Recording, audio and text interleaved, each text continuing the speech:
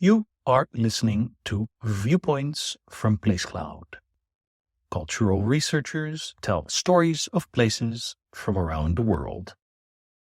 For the full multimedia experience and to support the creators you enjoy, visit placecloud.io. 17th century Europeans, specifically the capitalist elite, were recognizably cosmopolitan. They moved between countries, had commercial fingers in international pies, and exploited the imperial periphery for the good of their people, but mostly for the good of themselves.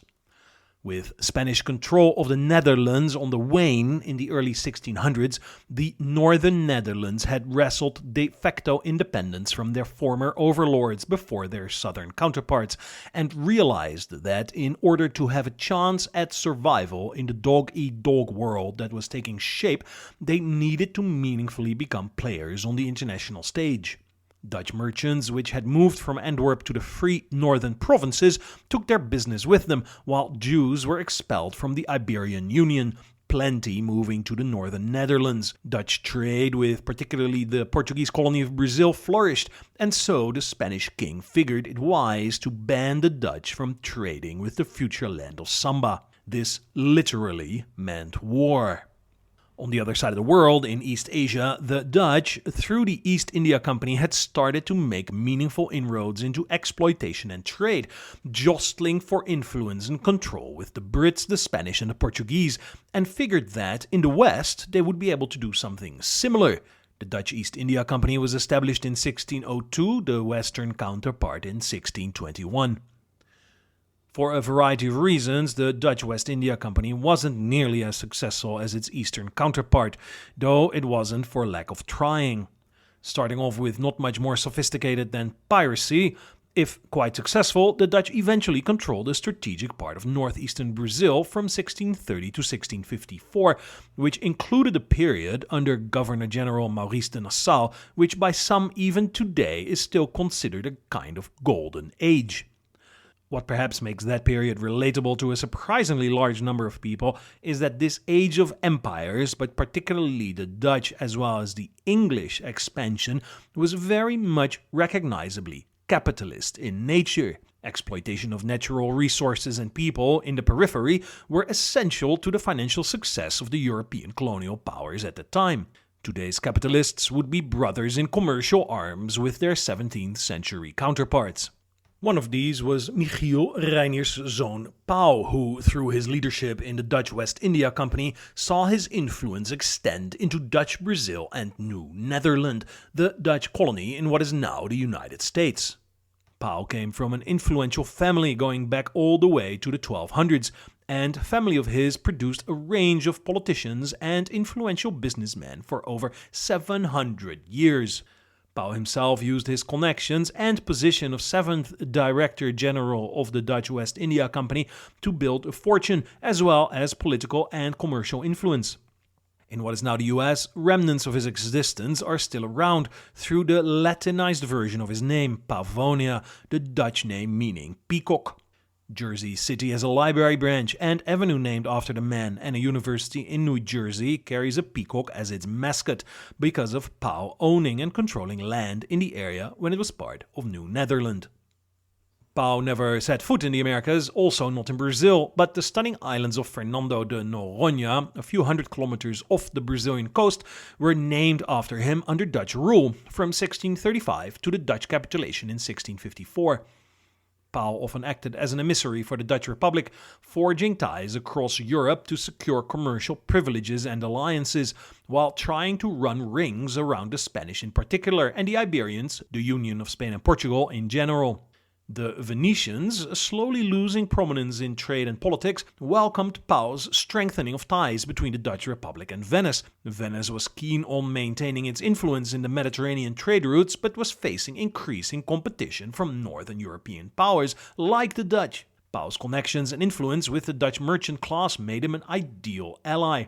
So, on a visit to Venice in 1623, Pauw was honored with the Order of St. Mark by the Venetian Republic, the highest and most prestigious order of the Venetian state, named after the city's patron saint.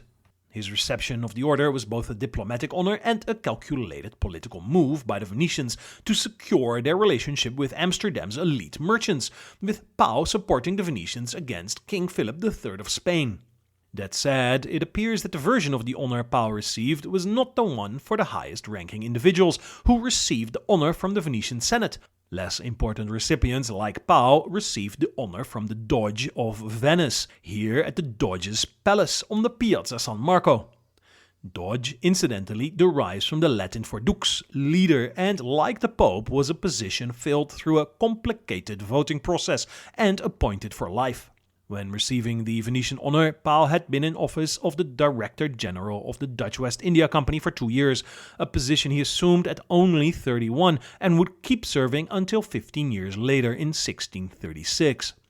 On top of his own commercial dealings, this foreign recognition served him well.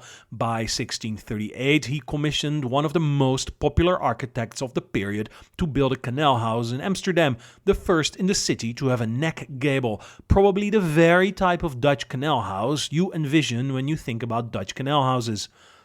To spell out his achievements, he had the building constructed with the winged lion of St. Mark at the top of the façade. Capitalist exploitation through international partnerships today are nothing new. Pau and his peers operated on the frontier of the known to them world, not quite unlike today some capitalists venturing into space. The Dutch chartered companies had literal monopolies over trade in the colonies, similar to how modern capitalists aggressively pursue effective monopolies in their markets. Both then and now, these capitalists preside over vast financial success, externalizing societal cost, often operating in legal gray zones, for example through literal or modern-day slavery, extensively benefiting from newly established economies, whether the sugar trade, electric vehicles, or AI. Indeed, we can see a parallel between Pau and someone like Musk, acting as powerful entrepreneurs and pioneers, pushing the boundaries of exploitation, technology, and commerce through monopolistic power, seeking personal legacy, driving humanity to new frontiers, while their ambitions come at a human and ethical cost, raising questions about the price of progress and expansion. Yet, there's also a difference. Pau was an active politician, taking up the position of mayor of Amsterdam on several occasions, while Musk and other modern capitalists tend to keep throwing curveballs from the sidelines, free of responsibility and accountability. It is perhaps tempting to think that Pau's political position kept his commercial activities somewhat in check. Pau died in 1640 in Amsterdam, just 2 years after commissioning his fancy house, a few days short of his 50th birthday. In the 19th century, descendants of his were given the title of knight, while the last of his noble line was extinguished as recently as 2018. We can hope we don't have to wait that long for Musk's influence to fade away.